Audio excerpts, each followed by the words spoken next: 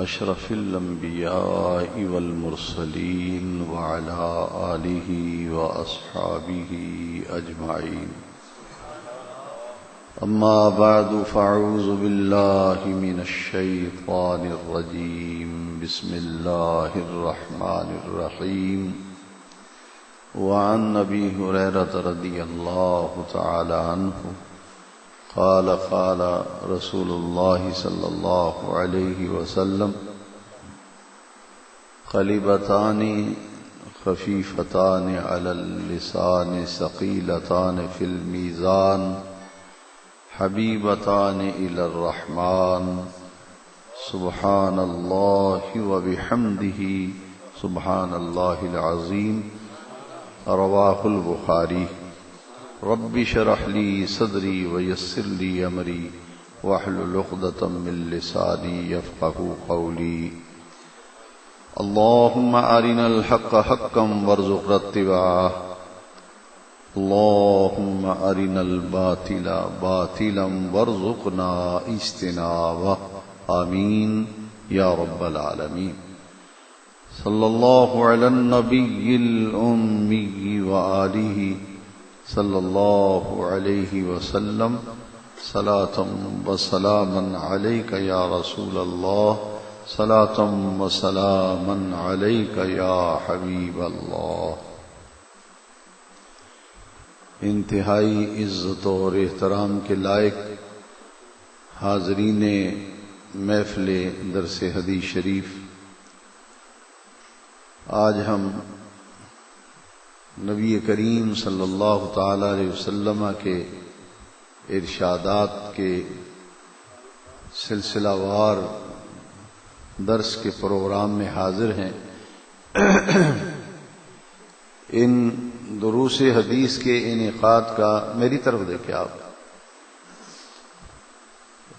ان دروس حدیث کا ایک مقصد اور ایک غرض و غایت ہے کہ ہم اپنی روزمرہ زندگی میں نبی کریم صلی اللہ تعالی علیہ وسلم کے ارشادات مبارکہ اور آپ کے فرامین کی روشنی میں ایک ایسا لاہ عمل اپنائیں جس پر عمل کر کے ہماری دنیا کی زندگی بھی سنور جائے اور ہماری آخرت کی زندگی بھی بہتر ہو.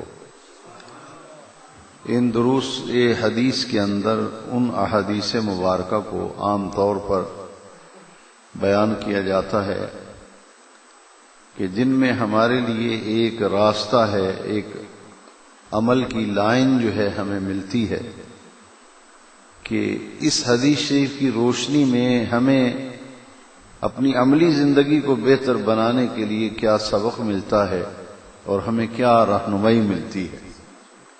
یہ حدیث شریف جو ہے میں نے آپ کے سامنے پڑھی ہے. اس حدیث شریف کے راوی حضرت ابو ہریرہ رضی اللہ تعالیٰ عنہ، اور یہ حدیث شریف کی سب سے اونچے درجے کی کتاب جسے تصور کیا جاتا ہے بخاری شریف، اس کتاب کی یہ آخری حدیث شریف ہے. پہلی حدیث شریف ہے انما الاعمال بالنیات، اعمال کا دار و مدار نیتوں پر ہے. اور یہ آخری حدیث شریف ہے. حضرت ابو ہریرہ رضی اللہ تعالیٰ عنہ راوی ہیں کہ نبی کریم صلی اللہ علیہ وسلم نے ارشاد فرمایا، دو کلمے ایسے ہیں، کلماتان، دو کلمے ایسے ہیں، خفیفتان علی اللسان، جو پڑھتے وقت کسی قسم کی دقت اور دشواری پیش نہیں آتی. وہ دو کلمے ایسے ہیں جنہیں سیکھنے کے لیے اور پڑھنے کے لیے کافی وقت درکار ہو، ایسی بات نہیں، بلکہ فرمایا خفیفتان علی اللسان، وہ کلمے جب بولے جاتے ہیں اپنی زبان سے تو انتہائی خفیف ہیں، ہلکے ہیں، کوئی دقت، کوئی دشواری، کوئی بوجھ انسان کو ان کی ادائیگی میں، ان کے پڑھنے میں، زبان پر جاری کرنے میں کسی قسم کی دشواری اور دقت ان کو نہیں ہوتی.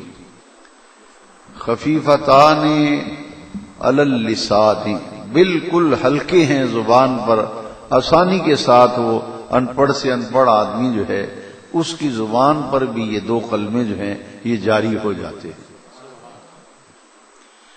حدیث شریف کے اگلے لفظ جو ہیں یہ بڑی قابل توجہ ہیں۔ فرمایا ثقیلتان فی المیزان، پہلے فرمایا خفیفت، یہاں عبارت کے اندر بڑا حسن ہے، خفیفتان علی اللسان ثقیلتان فی المیزان۔ عربی گرامر سے آشنا لوگ جو ہیں ان الفاظ کی لذت سے خوب آگاہ ہیں۔ فرمایا دو کلمے ایسے ہیں جو زبان پر بہت ہی خفیف ہیں، ہلکے ہیں، پڑھنے میں کوئی دقت و دشواری نہیں ہوتی، لیکن سب سے بڑی اہم ترین بات یہ ہے کہ ثقیلتان فی المیزان، قیامت کے دن جب میزان پر اعمال تولے جائیں گے تو ان کی قدر و قیمت کا اس دن پتہ چلے گا۔ فرمایا ثقیلتان، یہ دونوں کلمے بہت بھاری ہیں، بہت بھاری ہیں، فی المیزان، ترازو میں، میزان میں۔ خفیفتان اور ثقیلتان یہ متضاد لفظ ہیں۔ خفیفتان علی اللسان، زبان پر بہت ہی ہلکے ہیں، اور میزان میں بہت ہی وزنی ہیں، بہت بھاری ہیں۔ ثقیلتان فی المیزان، ان کو معمولی نہ سمجھو، اس لیے کہ یہ زبان پر آسانی سے تمہارے جاری ہو گئے، اور فرمایا یہ تمہاری زبان پر نہایت ہی آسانی سے جاری ہونے والے یہ دو کلمے ایسے ہیں جن کی قدر و قیمت اور قدر و منزلت کا علم تجھے قیامت کے دن ہوگا، میزان میں ان کا بہت وزن ہوگا، یہ بہت بھاری ہوں گے۔ اور اس سے بھی اونچے درجے کی بات، ان الفاظ کے اندر بھی حسن پایا جاتا ہے۔ فرمایا حبیبتان الی الرحمن، خفیفتان ثقیلتان حبیبتان، عبارت کا حسن پیدا ہوا۔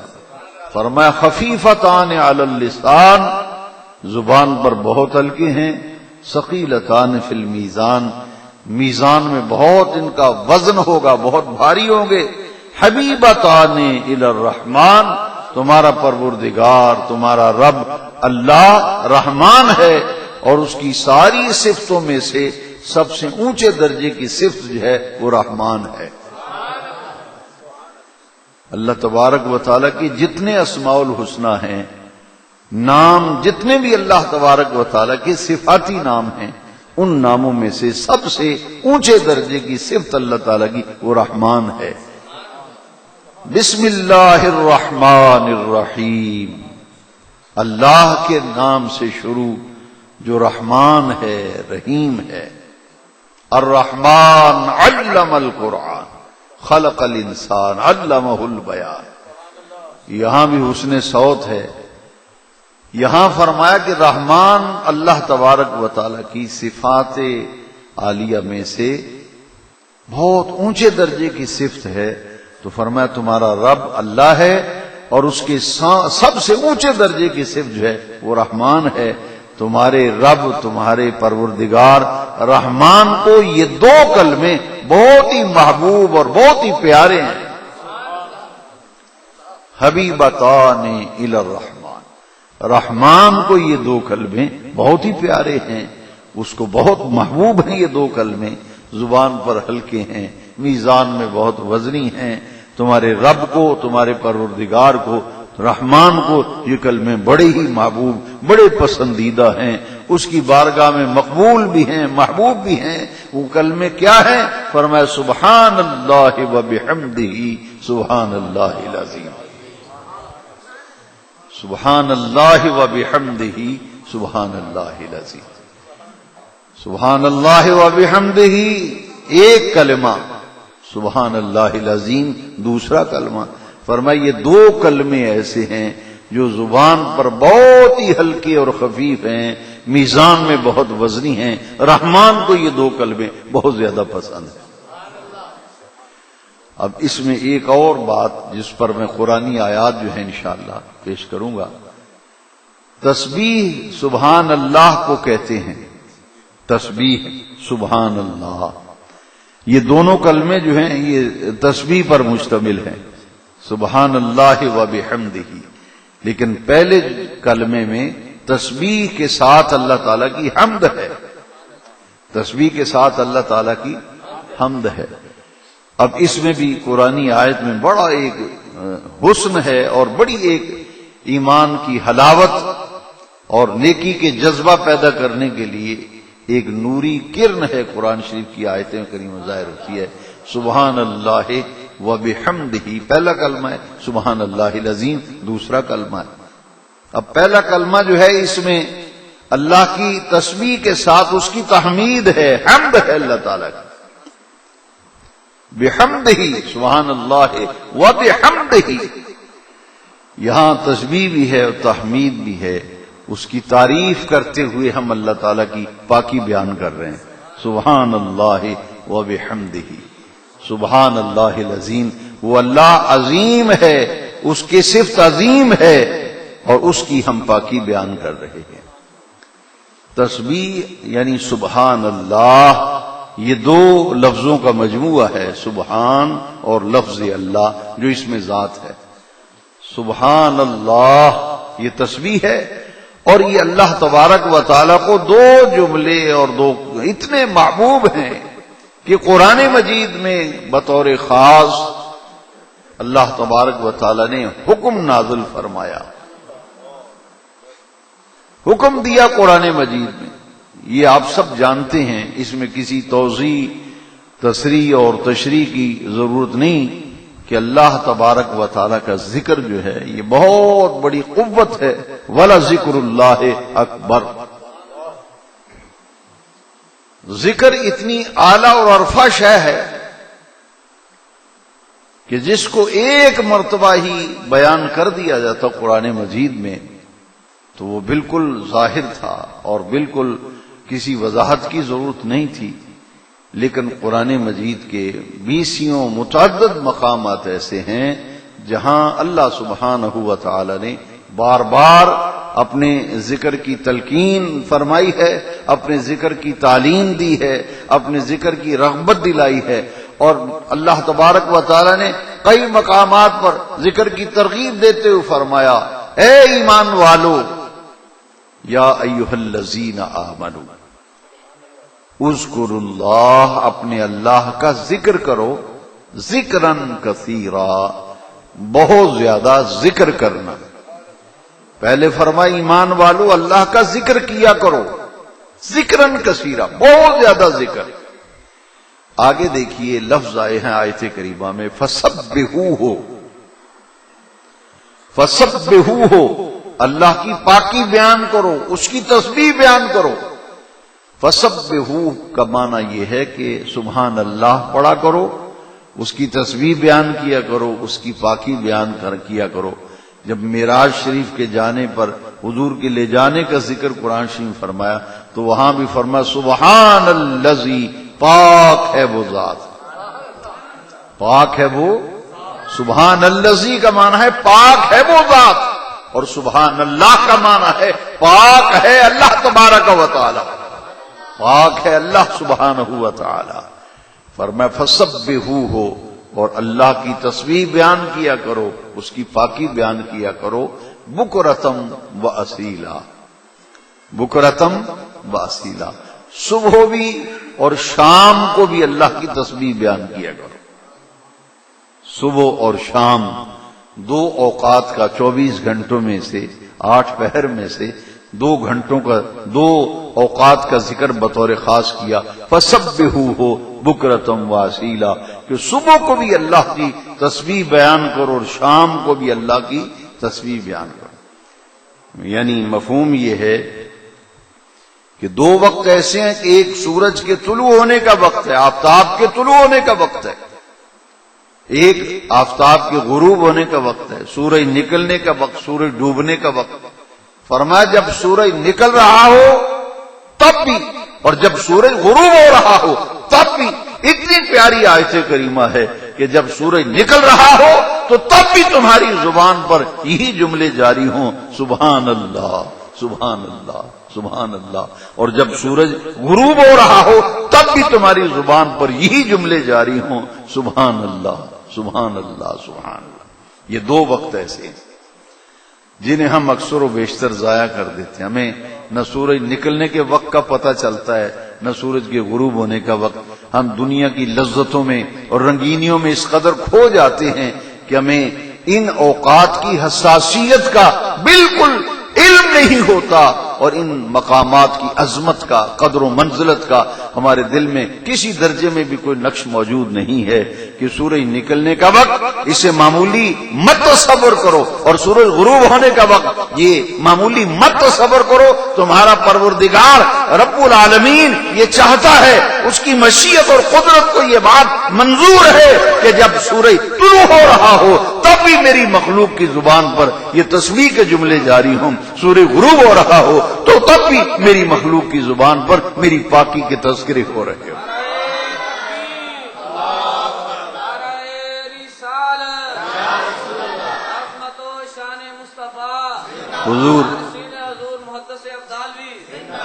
حضور سید عالم علیہ السلام کی بڑی پیاری حدیث شریف ہے. آپ نے فرمایا میرا دل یہ چاہتا ہے کہ عصر کی نماز کے بعد غروب آفتاب کے قریب اور صبح نماز فجر کے بعد طلوع آفتاب کے قریب میں ان لوگوں کے ساتھ جا کر بیٹھ جاؤں جو اللہ تعالیٰ کے ذکر کے اندر مصروف ہوں.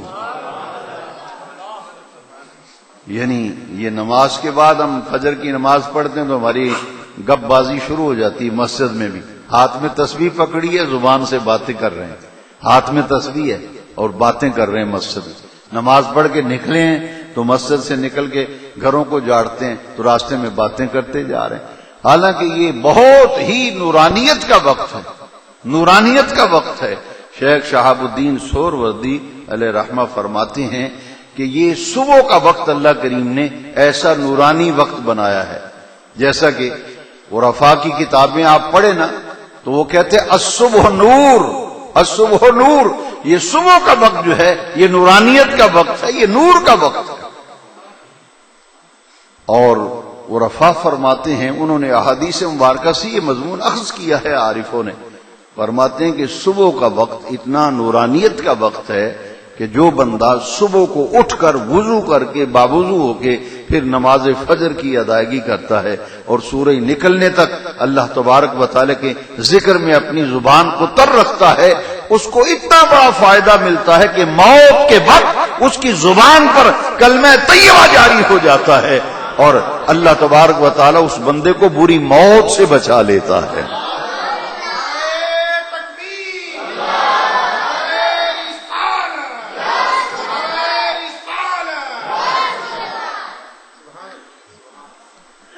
دیکھیے ذرا، اللہ کرے کچھ ایسے خدا کے بندے تیار ہو جائیں جو آج سے اس بات کا عہد کریں کہ سورج نکلنے کے بعد سے نماز فجر سے لے کر سورج نکلنے تک کا وقت جو ہے ہماری زبان پر اللہ کے ذکر کے سوا کچھ جاری نہیں ہوگا. طلوع آفتاب کا وقت ہو تو سورج نکلنے سے کم و بیش 15 منٹ پہلے سے لے کر سورج غروب ہونے تک یہ وقت جو ہے یہ ہمارا اللہ تعالیٰ کی ذکر سے زبان تر رہے. یہ ایسا نورانی وقت ہے صبح کا، بری موت سے آدمی بچ جاتا ہے اور اس کا خاتمہ بالخیر ہوتا ہے، اس کی زبان پر کلمہ طیبہ جاری ہوتا ہے. کئی مرتبہ بات ہوتی ہے تو کچھ احباب یہ کہتے ہیں کہ ہمیں ایسے بیان کی ضرورت ہے، ایسے درس کی ضرورت ہے جس سے ہمیں یہ سن کر پتہ چلے کہ ہم نے کرنا کیا ہے، ہم نے کرنا کیا ہے. یعنی عمل کا راستہ، ایسا راستہ جس پر ہم عمل کریں اور عمل کر کے اور اس عمل سے ہمارا یہ دنیا کا جہان بھی بہتر ہو جائے اور ہمارا آخرت کا جہان بھی بہتر ہو جائے. ایمان سے بتائیے کہ صبح وقت سے اٹھ کے نماز فجر پڑھ کے سورج طلوع ہونے تک بندہ ذکر میں رہے تو مرتے وقت کلمہ بھی نصیب ہو جائے، بری موت سے بھی بندہ بچ جائے، تو یہ سستا سودا ہے یا مہنگا سودا ہے؟ نہ کوئی فیس ہے، نہ اس پہ پیسہ خرچ ہوتا ہے جی، بالکل فری میں، مفت میں. اتنا بڑا انعام اللہ تعالیٰ کی طرف سے ان بندوں کے لیے ہے جو اس نور کے وقت کو الصبح النور، صبح کے وقت یہ نورانیت کا وقت ہے، اس وقت کو وہ سو کر کے ضائع نہیں کر دیتے، بلکہ نماز فجر اٹھ کر باوضو ہو کر اس کو سجدہ کرتے ہیں۔ دن کا اجالا نمودار ہو رہا ہے تو یہ شکرانہ ہے کہ باری تعالیٰ تو نے ہمیں رات کو نیند کی آغوش میں لے جا کر کے پھر ہمیں تو نے پھر نیند سے بیدار کیا ہے، ہم تیرا شکر ادا کرتے ہیں۔ الحمدللہ الذی احیانی بعد ما اماتنی والیہ النشور۔ نیند موت کی بہن ہے، نیند موت کی بہن ہے۔ آپ نے سنا ہے کئی لوگ کہتے ہیں اچھا بھلا تھا جی، رات کو سویا تھا صبح اٹھا نہیں، تو یہ اس کا کرم کم ہے کہ رات سوئے تھے صبح بیدار ہو گئے، پھر بیدار ہو گئے۔ اللہ نے پھر ہمارے سانس جو ہیں وہ بھی باقی تھے، اس کی قدرت و مشیت نے پھر یہ توفیق بخشی تو ہم باوضو ہوتے ہیں، پاک صاف ستھرا ہو کر کے پھر اس رب کے حضور سجدہ ریز ہوتے ہیں کہ اے ہمارے رب تو نے ہماری رات اچھی گزاری، ہمیں سکون کی نیند عطا فرمائی، صبح کو ہمیں نیند سے بیدار کیا، اب ہم رزق اور روزی کی تلاش میں، معاش کی تلاش میں نکلیں گے تو تجھے سجدہ کر کے نکل رہے ہیں۔ تو ہمارا رب ہے، تو ہمارا خالق ہے، تو ہمارا پروردگار ہے، تیری بارگاہ میں حاضری دے رہے ہیں۔ ہمارے آج دن بھر کے سارے معاملات میں تو اپنا فضل شامل حل فرما دے۔ اور عرفہ کے نزدیک فجر کی نماز کی یہ برکت ہے کہ بری موت سے بندہ بچتا ہے، اور موت کے وقت اس کو کلمہ طیبہ زبان پر جاری ہوتا ہے، خاتمہ اس پر ایمان پر ہوتا ہے۔ سید عالم علیہ السلام فرماتے ہیں کلمتان خفیفتان علی اللسان ثقیلتان فی المیزان حبیبتان الی الرحمن سبحان اللہ وبحمدہ سبحان اللہ العظیم۔ یہ دو کلمے ہیں، پہلا ہے سبحان اللہ وبحمدہ اور دوسرا ہے سبحان اللہ العظیم۔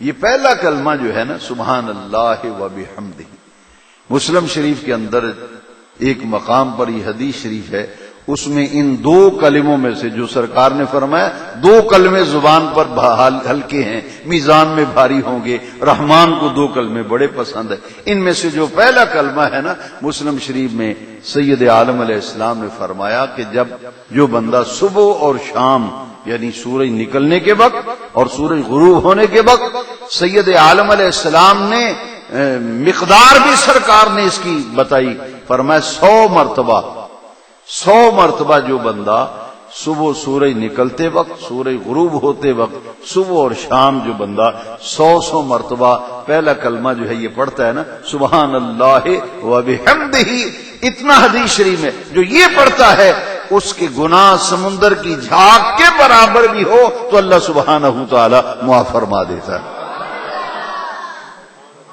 سبحان اللہ وبحمدہ۔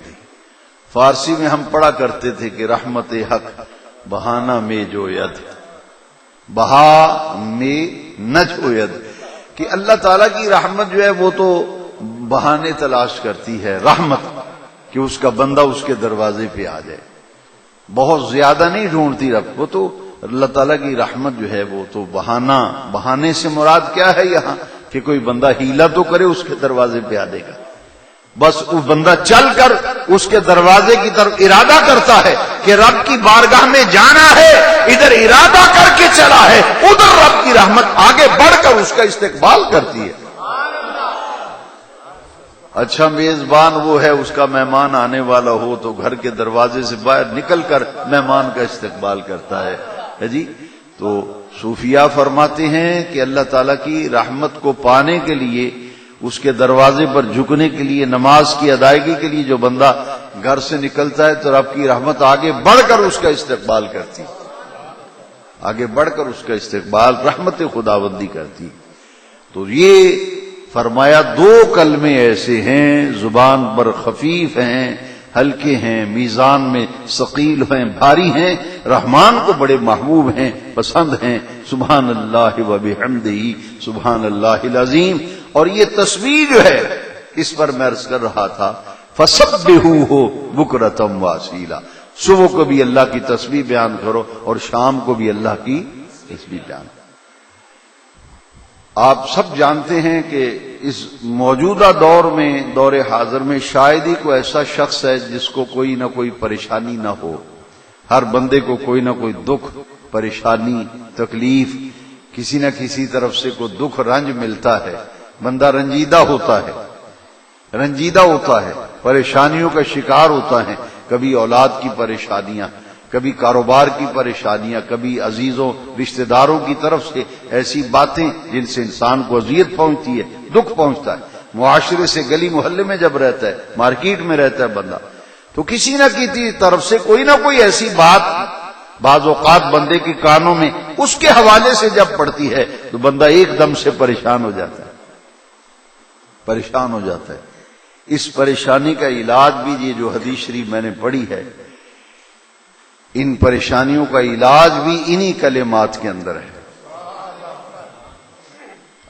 ہم نے دیواروں پہ بھی لکھا ہوا دیکھا، کئی جگہ کتابوں میں بھی لکھا ہوا دیکھا کہ تلوار کا زخم جو ہے وہ جسم پہ لگتا ہے اور زبان کا زخم دل پہ لگتا ہے۔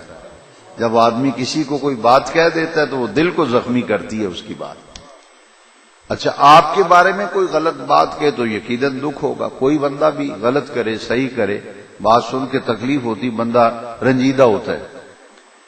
اب ذرا غور کیجئے کہ جب کفار نے نبی کریم علیہ السلام کے بارے میں نازیبہ کلمات کہے، کسی نے کہا یہ جادوگر ہے معاذ اللہ، کسی نے کہا یہ تو کوئی شادی کرنا چاہتے ہیں اچھی لڑکی سے یا کسی اچھی عورت کی تلاش میں ہیں، ان کو تو شادی سے غرض ہے، یہ جادوگر ہے۔ کسی نے کہا کہ مال اکٹھا کرنا ہے، بس یہی ہے۔ کسی نے کچھ کہا۔ اب ان باتوں سے نبی کریم علیہ السلام کے قلب منیر کو بڑا رنج پہنچا اور بڑی تکلیف ہوئی۔ اب دیکھیے، اللہ تبارک و تعالی نے یہ نبی کریم علیہ السلام کو ارشاد فرمایا اور حضور کو ارشاد فرما کر قیامت تک آقا علیہ السلام کے غلاموں کو ان پریشانیوں کے گرداب سے نکلنے کا حل جو ہے وہ اللہ تبارک و تعالی نے قرآن مجید میں فرما دی۔ کیا حل ہے کہ ڈنڈا لے کے اس کا سر پھوڑ دیں، اس کی ہاتھ پائی کریں، جا کے اس سے جھگڑا کریں اور تو کوڑ ہونا میرے متعلق کرنے والا گل نہیں۔ اللہ کریم نے بہت پیارا علاج قرآن شریف میں فرمایا۔ آپ بھی ذرا غور کیجئے، سورہ مزمل میں بھی ہے اور کئی جگہ یہ آیت آئی ہے۔ اللہ کریم نے فرمایا وَاصْبِرْ عَلَىٰ مَا يَقُولُونَ وَاهْجُرْهُمْ هَجْرًا جَمِيلًا۔ دیکھیے، اللہ تبارک و تعالیٰ سے بڑی کس کی قوت ہے؟ تو چاہے تو حضور کے دشمنوں کو تباہ و برباد فرما دیتا، ان پہ عذاب اٹھاتا، لیکن رب نے اپنی قدرت کاملہ کے تحت اللہ کریم نے اپنے محبوب سے کیا فرمایا؟ یہ نہیں کہا کہ محبوب میں ان سے نبڑ لوں گا، نہیں، تاکہ قیامت تک کے محبوب کے غلاموں کے لیے ایک راہ عمل جو ہے وہ سامنے آ جائے کہ دین کی خاطر بسا اوقات مبلغ کو، دین کے داعی کو، دین کے خادم کو عوام کی طرف سے اور مختلف معاشرے کے افراد کی طرف سے ایسی باتیں سننے کو ملتی ہیں اور بندہ حق کے راستے پہ ہو، غلط نہیں، صحیح ہے، اور اس کو نہ حق تنگ کر رہا ہے، زبانی بھی، کلام سے بھی اور اشاروں کے نائے سے، تحریر سے بھی، تو بندہ رنجیدہ تو ہوتا ہی ہے۔ اللہ کریم فرمایا وَاصْبِرْ عَلَىٰ مَا يَقُولُونَ، پیارے محبوب جو یہ باتیں آپ کے بارے میں کہہ رہے ہیں، اے میرے پیارے محبوب ذرا صبر کیجئے، ان کی باتوں کو سن کر صبر کیجئے۔ وَاصْبِرْ عَلَىٰ مَا يَقُولُونَ، جو یہ کہہ رہے ہیں، کہتے ہیں، کہیں گے، اے محبوب یہ آپ ان کی باتوں کو سن کر نظر انداز کر دیا کیجئے اور ان کی باتوں پر صبر کیا کیجئے۔ وَاهْجُرْهُمْ هَجْرًا جَمِيلًا، اور جو بندہ اذیت دے اچھے طریقے سے اس سے علیحدہ ہو جانا چاہیے۔ یہاں اس قدر آیت کریمہ آئی سورہ مزمل میں، اور دوسرے مقام پر فرمایا وَاصْبِرْ عَلَىٰ مَا يَقُولُونَ، اے محبوب جو باتیں یہ لوگ کہتے ہیں آپ کے حوالے سے اور آپ کو رنجیدہ کرتے ہیں، دکھ پہنچاتے ہیں، اذیت دیتے ہیں، پریشان کرتے ہیں، محبوب ان کی باتوں پر صبر بھی کیجئے۔ فَسَبِّحْ بِالْعَشِيِّ وَالْإِبْكَارِ، یہاں صبر کے ساتھ اللہ کی تسبیح کا ذکر قرآن کی آیت میں آیا، فرمایا محبوب ان کی باتوں پر صبر بھی کیجئے، اور جب صبح کا وقت ہو تو میری تسبیح بیان کیا کیجئے، اور شام کا وقت ہو تو پھر بھی میری تسبیح بیان کیا کیجئے۔ پریشانیوں سے نکلنے کا ایک راستہ جو ہے وہ نظر آیا کہ ایک باتوں کو سن کر صبر کرنا، باتوں کو سن کر صبر کرنا، ہر وہ بات اور کلام و گفتگو جو کسی شخص کے دل کو رنجیدہ کرے ان کی باتوں پر صبر کرنا، اور دوسرا اللہ کی تسبیح بیان کرنا۔ یہ اللہ تعالیٰ نے اپنے محبوب پاک علیہ السلام سے فرمایا کہ محبوب صبر بھی کیجئے، فسبح بالعشی والابکار، اور صبح کو بھی اللہ کی تسبیح بیان کیا کیجئے اور شام کو بھی اللہ کی تسبیح بیان کیا کیجئے۔ اور نتیجہ کیا نکلا کہ دکھوں، پریشانیوں اور مصیبتوں کا واحد علاج جو ہے وہ اللہ تبارک و تعالیٰ کا ذکر ہے، وہ اللہ تعالیٰ کا ذکر ہے۔ پریشانیوں سے نکلنے کا راستہ، دکھوں سے چھٹکارے کا راستہ، اور جتنے بھی درد ہمیں ملتے ہیں، دکھ ملتے ہیں، ان کا مداوا جو ہے وہ اللہ سبحانہ و تعالیٰ کا ذکر ہے۔ اللہ کا ذکر دکھوں کا بھی مداوا کرتا ہے، پریشانیوں کو حل کرتا ہے، مصیبتوں کو دور کرتا ہے۔ اللہ تبارک و تعالیٰ کا ذکر اللہ نے قرآن مجید میں اپنے محبوب پاک سے فرمایا کہ محبوب ان کی باتوں پر صبر بھی کیجئے، فسبح بالعشی والابکار، اور صبح کو بھی اللہ کی تسبیح بیان کیا کیجئے، شام کو بھی اللہ کی تسبیح بیان کیجئے۔ اللہ کا ذکر، آئیے اس پر، یہ صرف دعویٰ نہیں میرا، میں اس پر آیت کریمہ لا رہا ہوں، آیت کریمہ کہ اللہ کا ذکر جو ہے وہ دکھوں کا علاج ہے، پریشانیوں کا حل، بیماریوں کے لیے شفا، اللہ تبارک و تعالیٰ کا ذکر ہے۔ قرآن مجید بتاتا ہے کہ الا بذکر اللہ تطمئن القلوب۔ ڈاکٹر کے پاس جاتے، ڈاکٹر صاحب رات کو نیند نہیں آتی، نیند والی گولی دے دیں۔ اب تھوڑا سا لفظ تبدیل ہو گیا جدید زبان، وہ سکون والی گولی دے دو ذرا، مریض بے سکون ہے، رات نیند نہیں پیندی، انہوں سکون والی گولی دیو تو نیند والی گولی دیو۔ اللہ کریم نے فرمایا تم مجھے چھوڑ کر، میرے ذکر سے غافل ہو کر نماز تم نہیں پڑھتے، قرآن تم نہیں کھولتے، پھر سکون ڈھونڈتے پھرتے ہو، پھر تمہیں گولیاں کھانی پڑیں گی۔ میرے ذکر کو چھوڑا ہے، نماز سے غافل ہو۔ فرمایا اے سکون کے متلاشیو، اے امن کی دولت چاہنے اور سکون کی لذت پانے کے لیے در بدر پھرنے والوں، فرمایا اللہ کریم قرآن میں فرمایا آؤ تمہارے دل کو چین ملے گا، قرار ملے گا، سکون قلب، طمانینت قلب کی دولت تمہیں اگر ملے گی تو اللہ قرآن میں فرما رہا ہے وہ تو میرے ذکر میں ملے گی۔ طمانینت قلب،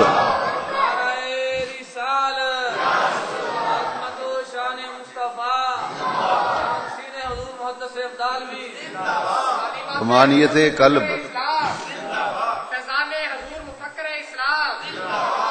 طمانینت قلب اور سکون قلب کی دولت کہاں ملے گی؟ اللہ تعالیٰ کے ذکر میں۔ آئیے میں ایک نتیجے پر آپ کو پہنچانا چاہتا ہوں، ساری یہ میری تمہیدی گفتگو تھی، اس بات پر قائم ہے نا، پکا یقین ہے کہ دل کا چین اور قرار اور پریشانیوں کا حل، دکھوں کا مداوا، بیماریوں کی شفا وہ کس میں ہے؟ ذکر میں ہے، اللہ کے ذکر میں ہے، اللہ کے ذکر میں ہے۔ تو ذکر کی افضل ترین اور اعلیٰ ترین صورت جو ہے وہ قرآن سے پوچھ لیتے ہیں۔ ایک ذکر ہے یہ سبحان اللہ پڑھو، سبحان اللہ و بحمدہ، سبحان اللہ العظیم پڑھو، یہ بھی ذکر ہے۔ قرآن مجید کو بھی ذکر قرآن میں کہا گیا، انا نحن نزلنا الذکر وانا لہ لحافظون، قرآن بھی اللہ کا ذکر ہے۔ تو شفا، سکون قلب، طمانینت قلب ذکر میں ہے، اور قرآن بھی اللہ کا ذکر ہے۔ لہذا پتہ یہ چلا کہ قرآن مجید جو ہے اللہ تبارک و تعالیٰ نے اس کو خود قرآن میں ذکر کہا ہے، تو ہمارا چین، ہمارا قرار، ہمارا سکون، دکھوں کا مداوا، بیماریوں کی شفا وہ قرآن میں ہے، وہ قرآن میں ہے۔ اس لیے فرمایا خود قرآن بتا رہا ہے وَنُنَزِّلُ مِنَ الْقُرْآنِ مَا هُوَ شِفَاءٌ وَرَحْمَةٌ لِّلْمُؤْمِنِينَ، قرآن کو اللہ نے ایمان والوں کے لیے شفا بھی بنایا ہے، قرآن کو ایمان والوں کے لیے رحمت بھی بنایا ہے۔ خود قرآن کہہ رہا ہے وَنُنَزِّلُ مِنَ الْقُرْآنِ مَا هُوَ شِفَاءٌ، قرآن شفا ہے۔ تو ہم شفا کو کہاں ڈھونڈ رہے ہیں؟ وہ تو قرآن میں ہے۔ شفا اللہ کے ذکر میں ہے، چین اللہ کے ذکر میں ہے، سکون اللہ کے ذکر میں ہے، لذت اور طمانینت قلب اور سکون قلب کی دولت یہ ذکر میں ہے، اور قرآن اللہ کا ذکر ہے۔ اور قرآن خود بتاتا ہے کہ ذکر کی سب سے افضل اور اعلیٰ صورت کیا ہے۔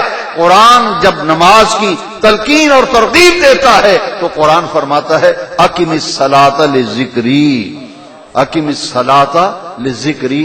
رب نے قرآن میں فرمایا میری یاد کے لیے، میرے ذکر کے لیے نماز قائم کرو، صحیح صحیح ادا کیا کرو نماز میرے ذکر کے لیے۔ پتہ یہ چلا کہ جو بندہ زبان سے بھی اللہ کا ذکر کرتا ہے، قرآن کی تلاوت بھی کرتا ہے، کلمات طیبات بھی پڑھتا ہے، درود شریف بھی پڑھتا ہے، نماز سے غافل ہے تو وہ ذکر کی لذتوں سے کبھی بھی بہرہ ور نہیں ہو سکتا جب تک اپنے نمازوں کی حفاظت و پابندی نہیں کرے گا۔ نمازیں 5 ہیں ایک دن میں، ان نمازوں کی پابندی یہ دل کا چین ہے، دل کا قرار ہے، دل کا سکون ہے۔ علامہ محمود احمد طور صاحب بیٹھے ہیں، دیگر علماء موجود ہیں، ان سے پوچھئے کہ سید عالم علیہ آپ کو پریشانی آتی ہیں، مجھے بھی آتی ہیں، اللہ حضور کے ہر غلام کو پریشانیوں سے بچائے۔ زمانہ ہے نا، اب دیکھیے آندھی آئے گی، گرد و غبار اڑے گا تو آپ ناک پہ رومال رکھتے ہیں، طوفان آئے، آندھی آئی ہے، آپ سر بھی لپیٹ لیتے ہیں، مٹی اڑ رہی ہے کہ اوپر نہ پڑ جائے ہے جی۔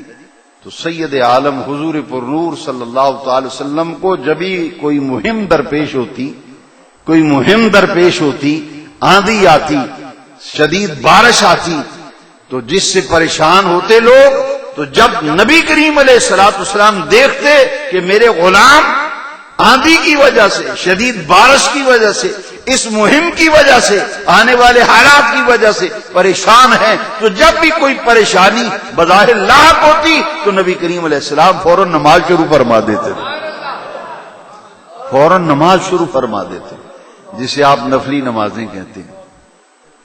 کوئی مہم درپیش ہے، حضور وضو فرماتے نماز میں، صحابہ کو کوئی تکلیف آئی ہے، کسی غزوے پہ جانا ہے، ساز و سامان جنگ کی کمی ہے، آندھی اور طوفان آ رہا ہے، حضور فوراً نماز پڑھتے۔ اور یہ تعلیم امت ہے قیامت تک کے لیے، بھائی جب بھی تمہیں دکھ آئیں، تکلیفیں، مصیبتیں، پریشانیاں گھیریں تو نماز جو ہے اس کی طرف رغبت کیا کرو، رجوع کیا کرو۔ آپ کہیں گے یہ تو ایسے ہی آپ خطیبانہ انداز میں بات کر رہے ہیں کہ نماز پڑھا کرو جی پریشانیاں دور ہو جائیں گی، تو قرآن سے نہ بتا دوں تاکہ غلط فہمی غلط ہو جائے۔ قرآن نے کہا، میں نہیں کہتا، علماء موجود ہیں، فرمایا جب تمہیں چاروں طرف سے مسائل اور مصائب گھیر لیں اور ان دکھوں، تکلیفوں، مصیبتوں سے نکلنے کا تمہیں راستہ نظر نہ آئے، قرآن بتا رہا ہے، تو کیا کرو؟ یا ایھا الذین آمنوا استعینوا بالصبر والصلاۃ۔ یہ استعینوا باب استفعال ہے اور یہ طلب ماخذ کے لیے آتا ہے۔ اللہ کریم نے فرمایا اے وہ لوگوں جو ایمان لائے ہو، اے ایمان والو مدد مانگا کرو، مدد طلب کیا کرو۔ ہمیں کہتے ہیں مدد مانگنا شرک ہے، اللہ کے سوا کسی سے مدد نہ مانگو، تو قرآن خود کہہ رہا ہے استعینوا، استعانت باب استفعال ہے، قرآن کہتا ہے استعینوا، مدد مانگا کرو، مدد طلب کیا کرو، طلب ماخذ کے لیے آتا ہے باب استفعال، استعینوا، استعانت طلب کیا کرو، استعانت مدد طلب کیا کرو۔ کس سے مدد طلب کریں؟ فرمایا بالصبر والصلاۃ، صبر اور نماز سے مدد مانگا کرو۔ استعینوا بالصبر والصلاۃ، مصیبتوں میں گھیرے جاؤ تو اللہ کریم نے قرآن میں فرمایا ایمان والو پھر دو کام کیا کرو، ایک مصیبتوں، دکھوں، پریشانیوں، بیماریوں، تکلیفوں کے آنے پر کیا کیا کرو؟ صبر۔ یہاں بھی صبر کا لفظ ہے، صبر کیا کرو، صبر کیا کرو، صبر کیا کرو۔ اور پھر فرمایا والصلاۃ، اور نماز پڑھا کرو، نماز سے اور صبر سے مدد مانگا کرو۔ پتہ چلا دکھ تکلیف آ جائے، واویلا کرنے سے دکھ دور نہیں ہوتے، کسی کو دکھ سنائیں گے کہ دکھوں کو دور نہیں کر سکتے. یہ ضرور ہے کہ اس دل کا بوجھ آپ ہلکا کر لیتے ہیں. وہ کہے گا اس کا تو میرے پاس علاج ہی نہیں ہے تمہاری، بلکہ الٹا وہ پریشانیاں بڑھانے کا باعث بنتا ہے. جس کو اپنا دکھ سناؤ نا، دکھڑا سناؤ، وہ آپ کی پریشانیاں بڑھنے میں اور آگے بڑھنے میں مدد کرے گا. اس لیے کسی کو مت بتاؤ، اللہ سے رجوع کرو، صبر کرو اور اللہ سے رجوع کرو. اس سے رجوع کرو جو سب پریشانیوں کو دور کرنے پہ قادر ہے. صبر کرو اور اس کے سامنے جھک جاؤ، اس کے سامنے جھکو، رکوع میں جاؤ، سجدے میں جاؤ، نماز پڑھ کے پھر جھولی پھیلا کر اس رب کی بارگاہ میں دعا کرو. استعینوا بالصبر والصلاۃ. فرمایا یہ دو عمل ایسے ہیں، صبر اور نماز، اس سے تمہارے دکھ درد مٹ جائیں گے، تمہاری پریشانیاں دور ہو جائیں گی. اللہ تبارک و تعالی کا ذکر جو ہے اتنی بڑی قوت ہے جس سے تمام دکھ درد انسان کے مٹ جاتے ہیں. نماز کا وقت ہو رہا ہے، میں حضور کی ایک حدیث پر بات ختم کرتا ہوں. فسبحوہ بکرۃ واصیلا کلمتان خفیفتان علی اللسان ثقیلتان فی المیزان حبیبتان الی الرحمن سبحان اللہ وبحمدہ سبحان اللہ العظیم. یہ میں امید کروں گا کہ آپ ان لفظوں کو یاد کریں. آپ اس مسجد میں ہیں تو اپنے امام صاحب سے، مولانا محمود احمد طور صاحب سے یہ مختصر حدیث شریف ہے، اس کو پورے متن سے یاد کر لیں انشاءاللہ. اس حدیث شریف کی حضور نے اس شخص کے لیے دعا فرمائی ہے، اللہ اس کو سرسبز و شاداب رکھے. سرکار نے فرمایا جو میری باتوں کو سنتا ہے، یاد کرتا ہے اور آگے پھیلاتا ہے. یہ درس حدیث ہی لیے رکھا ہے. حضور کی دعا ہے اس شخص کے لیے جو حدیث کی تعلیم دیتا ہے، حدیث کا درس دیتا ہے. وعن ابی ہریرہ رضی اللہ تعالی عنہ قال قال رسول اللہ صلی اللہ علیہ وسلم کلمتان خفیفتان علی اللسان ثقیلتان فی المیزان حبیبتان الی الرحمن سبحان اللہ وبحمدہ سبحان اللہ العظیم. حضرت معاذ تھے ایک صحابی نبی کریم علیہ السلام کے. ایک دن حضور تشریف فرما تھے تو صحابہ کرام کبھی کبھی سرکار کو جب دیکھتے خلوت میں تو کوئی نہ کوئی حضور سے بات عرض کرتے. حضرت معاذ نے دیکھا کہ حضور تشریف فرما ہے، موقع ملا تو عرض کی یا رسول اللہ صلی اللہ علیہ وسلم مجھے کو نصیحت فرمائیے، کچھ ایسا ارشاد فرمائیے جس پر عمل کروں تو میری دونوں جہان کی زندگی سنور جائے. حضور نے فرمایا اچھا پھر میری یہ نصیحت پلے باندھ لے، ان تموت ولسانک رطب بذکر اللہ عز وجل. اے معاذ میری یہ نصیحت ہمیشہ کے لیے اپنے دل پہ نقش کر لے، تجھے موت آئے تو اس حال کے اندر آئے کہ تیری زبان اللہ تبارک و تعالیٰ کے ذکر سے تر ہو. ان تموت ولسانک رطب بذکر اللہ عز وجل، موت کے وقت تیری زبان اللہ کے ذکر سے تر ہو. اور یہ ذکر سے زبان تر تبھی ہوگی جب دنیا میں ذکر کی لذت پانے کے لیے عادی اپنی زبان کو بنایا ہوگا. دنیا میں ذکر کریں گے، اپنی زبان کو عادی بنائیں گے ذکر کا، تو یہ ذکر موت کے وقت ہماری زبان پہ اللہ کا ذکر جاری ہو جائے گا. فرمایا دو کلمے ایسے ہیں رحمان کو بڑے محبوب ہیں، زبان پر ہلکے ہیں، میزان میں وزنی ہیں. اللہ کریم مجھے اور آپ کو یہ توفیق دے. اب وہ ایک بزرگ نے بڑی پیاری بات لکھی ہے کہ ہاتھ کارول تے دل یارول، لیکن لوگ اس کو سمجھے نہیں، لوگوں نے غلط معنی نکالے ہیں. وہ کہتے ہیں ہاتھ کارول دل یارول کا معنی یہ ہے کہ ہاتھ کام کاج میں لگا ہوا ہو اور دل میں اللہ کا ذکر ہو. ہزار خوف ہو لیکن زباں ہو دل کی رفیق، یہی رہا ہے ازل سے کلندروں کا طریق. ایک تو یہ ہے کہ ہزار خطرہ بھی ہو تو بندہ حق بات کہے، اور ایک یہ ہے کہ دنیا کے جتنے جھمیلے اور کام اور مشغولیت اور مصروفیت انسان کو گھیرے میں رکھے نا تو وہ پرواہ نہ کرے، زبان کو دل کا رفیق بنائے. دل میں اللہ ہے تو زبان پر اللہ کا ذکر جاری ہو. جی سبحان اللہ وبحمدہ سبحان اللہ العظیم. چلتے پھرتے خاص طور پر عصر کی نماز کے بعد فجر کی نماز کے بعد سورج غروب ہونے سے پہلے اور سورج طلوع ہونے سے پہلے یہ جملے پڑھنے، کلمات پڑھنے سے بے شمار برکتیں آپ کے شامل حال ہوں گی. اللہ مجھے عمل کی توفیق دے. اور ایک ذکر ہے کہ سانس اندر جائے تو اللہ، سانس باہر آئے تو ہو. اسے ذکر کے ذکر پاس انفاس اس کا نام ہے. یہ ہر آدمی کے بس کی روگ نہیں. جہاں جہاں آدمی بیت ہے اپنے مرشد کی اجازت کے بغیر یہ وظیفہ نہیں کرنا چاہیے. لیکن میں نے مفہوم عرض کرنا تھا ہتھ کارور دل یارور. یہاں تو سانس سے بھی ذکر کرتے ہیں اللہ والے. سانس یعنی یہ نہیں کہ سانس سے آواز پیدا نہیں کرنی, سانس اندر جائے تو اللہ, سانس باہر آئے تو ہو. اس کا فائدہ کیا ہے؟ سیدی محدث اعظم علیہ الرحمہ کا جب آخری وقت آیا وصال کا تو ڈاکٹر نے کہا کہ آپ ایک بات دیکھ رہے ہیں. جو خادم تھے انہوں نے کہا کہ ہمیں تو کچھ آپ بتائیں گے تو پتہ چلے گا. انہوں نے کہا کہ غور کریں ذرا. حضرت صاحب سانس لے رہے تھے نا تو سانس سے صاف آواز آ رہی تھی, اللہ ہو اللہ ہو اللہ ہو اللہ ہو اللہ ہو اللہ ہو اللہ ہو اللہ ہو اللہ ہو اللہ ہو اللہ ہو اللہ ہو اللہ ہو اللہ ہو جل جلالہ. اب ذکر پاسند ایک نقشبندی بزرگ سے پچھلے دنوں میں طویل سفر کر کے گیا. بڑا وہ اترائی ہے اس سفر کی, 7 کلومیٹر پہاڑی راستہ تھا. ان کا جی آپ جہاں تو رہے واپسی میں آنا مشکل ہو جائے گا, چڑھائی ہے. تو آپ پنجاب کے لوگ ہیں, یہاں کبھی آئے نہیں تو یہ گاڑی آپ کے نہیں چڑھے گی. ہمارے منظور صاحب ڈرائیور ہیں, میں بھی بوڑھا ہوں یہ بھی بوڑھے ہیں. انہوں نے کہا انشاءاللہ ساڑی گڈی چڑھ جائے گی.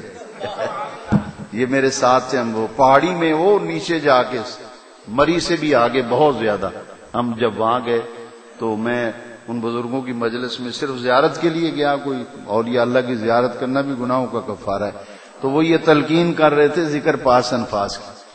فرماتے تھے کہ اس میں تکلف نہیں, ایسی مشق ہو کہ تکلف نہ رہے, یہ تکلف نہ کرنا پڑے, خود بخود بندہ جو ہے اس کا سانس جو ہے وہ ذکر میں رہے ہے جی, کوئی لمحہ بھی. اسی لیے حضرت سلطان العارفین نے فرمایا نا, سو دم غافل وہ دم کافر, کہ اللہ والوں کا تو غفلت میں وقت گزرتا ہی نہیں, ان کا سانس بھی ذکر ہے, سانس سے بھی ذکر ہے جی. تو یہ ہے اللہ, اس میں ذات اللہ, یہ اللہ تبارک و تعالیٰ کا ذکر جو ہے یہی ہر بیماری کے لیے شفا ہے, ہر دکھ درد کا مداوع ہے. اللہ کریم مجھے اور آپ کو عمل کی توفیق دے. آخر دعوانا. ہاں جی, مولانا الیاس قادری صاحب امیر دعوت اسلامی نے اس پر باقاعدہ رسالہ لکھا ہے. اس کا نام ہے ذکر والی نعت خوانی. اگر آپ پڑھ لیں تو انشاءاللہ بہت سے شکوک و شبہات دور ہو جاتے ہیں. انہوں نے منع فرمایا کہ نعت شریف جب پڑھی جاتی ہوتی ہے تو جو آج کل مروجہ نعت خوانی کے ساتھ ذکر ہے, انہوں نے لکھا ہے کہ اگر مسجد سے باہر کو آدمی سنتا ہے نا تو ذکر کی آواز نہیں آتی, ڈھولکی بجنے کی آواز آتی, ایسے لگتا ہے جیسے مسجد میں ڈھولکی بج رہی. تو انہوں نے تو منع فرمایا کہ ایسا ذکر کہ جس سے لفظ اللہ صاحب تو سنائی نہیں دیتا, ڈھولکی کی آواز آتی ہے. حضور تاج الشریعہ مفتی اختر رضا صاحب الازہری دامت برکاتہم العالیہ انہوں نے بھی منع فرمایا, اور امیر دعوت اسلامی نے تو باقاعدہ اس پہ رسالہ لکھا ہے ذکر والی نعت خوانی. لیکن اب بات کیا ہے کہ کسی کو صحیح بات کہیں تو مانتا کوئی نہیں. اپنا فرض تھا, مسئلہ بتا دیا ہے. اللہ عمل کی توفیق دے. الحمدللہ رب العالمین والصلاة والسلام علی سید الاولین والآخرین وعلی آلہ وصحبہ اجمعین. مولا کریم اس درس حدیث شریف کو اپنی بارگاہ میں قبول و منظور فرما. تیری رضا و خوشنودی کے لیے تیرے پیارے حبیب پاک صلی اللہ علیہ وسلم کے ارشادات جو اس درس میں بیان کیے جاتے ہیں ان پر عمل کرنے کے لیے ہمیں راستہ ملتا ہے. مولا ہمیں عمل کی توفیق عطا فرما. نماز کی پابندی اور ذکر کی کثرت کی ہمیں توفیق دے. مسجد سے محبت کرنے, دین سے پیار کرنے کی ہمیں توفیق دے. نیک لوگوں کی صحبت میں رہیں, نیک لوگوں کی زیارت کریں, ان کی صحبت میں بیٹھ کے برکت پائیں. اللہ کریم ہم سب پہ کرم فرما, فضل فرما. حضرت اس مسجد کی انتظامیہ نے جس پیار محبت سے اس کا اہتمام کیا ہے ان کو درجات کی بلندی نصیب فرما. اس مسجد شریف کو آباد فرما. ہمارے اہل سنت کے فاضل علماء تشریف لائے, اللہ کریم ان علماء کی عمر میں برکت فرمائے. علامہ محمود احمد طور صاحب, مولانا قاری محمد نواز صاحب, مولانا سید قاری محمد طیب شاہ صاحب, علامہ محسن محمود صاحب وٹھی اور دیگر جتنے ہمارے علماء ائمہ مساجد حفاظ آئے, میں سب کے لیے دعا کرتا ہوں. اللہ سب کی عزت آبرو رزق روزی میں برکت عطا فرمائے. سب کو سلامتی و عافیت نصیب فرما. تمام حاضرین کی جائز دلی مرادیں پوری فرما. جس کسی نے دعا کے لیے کہا کہلوایا سب کو اپنے مقاصد میں کامیابی دے۔ نبی صاحب کی اہلیہ کے لیے دعا کرتے ہیں اللہ تعالیٰ ان کو تندرستی، شفا، صحت کاملہ عطا فرما۔ حاجی مقصود الحسن صاحب کو جو مرکزی میلاد کمیٹی کے ہمارے صدر بھی ہیں اس مسجد کے، اللہ تعالیٰ ان کو صحت کاملہ و شفا عاجلہ عطا۔ جن جن دوستوں نے دعا کے لیے کہا ہے میں سب کے لیے دعا کرتا ہوں، اللہ ہماری دعاؤں کو قبول فرما، نیکی کے راستے پہ چلنے کی توفیق عطا فرما، بیماروں کو شفا، صحت، عافیت، سلامتی نصیب فرما۔ علامہ محسن محمود صاحب کی والدہ صاحبہ شدید علیل ہے، اللہ کریم نبی کریم علیہ السلام کے لعاب دہن شریف کے صدقے سے ان کی والدہ صاحبہ کو اللہ صحت، عافیت، تندرستی، سلامتی نصیب فرمائے۔ پچھلے دنوں علامہ محمود احمد طور صاحب کی والدہ دنیا سے پردہ فرما گئی، اللہ تعالیٰ ان کی والدہ صاحبہ کی مغفرت فرما کر جنت الفردوس میں ان کو اعلیٰ مقام عطا فرما۔ حاسدوں کے حسد سے، شریروں کے شر سے، فتنہ پروروں کی فتنہ پروری سے محفوظ فرما، ریاکاری کی لعنت و نحوست سے محفوظ فرما، ہر کام محض اپنی رضا و خوشنودی کے لیے کرنے کی توفیق عطا فرما۔ ہماری خطائیں، ہماری غلطیاں، قصور اور لغزشیں معاف فرما، ہمیں ہدایت عطا فرما، سلامتی و عافیت نصیب فرما۔ ملک اس وقت شدید خطرات میں ہے، کراچی کے حالات، کوئٹہ کے حالات بہت دن بدن خراب ہوتے چلے جا رہے ہیں۔ ابھی کراچی کو رینجرز کے حوالے کیا گیا ہے، دعا کریں اللہ ہمارے ملک کی حفاظت فرمائے۔ یہ ملک آگ اور خون کا دریا عبور کر کے حاصل کیا ہے، ہمارے آباء و اجداد کی قربانیاں ہیں اس ملک میں، اللہ تعالیٰ اس وطن کو، ہمارے پیارے پاکستان کو دشمنوں کے سے محفوظ فرمائے اور اس ملک کو امن کا گہوارہ بنائے۔ ربنا تقبل دعا وصلی اللہ تعالی علی حبیبہ سیدنا محمد وآلہ وصحبہ اجمعین برحمتک یا ارحم الراحمین۔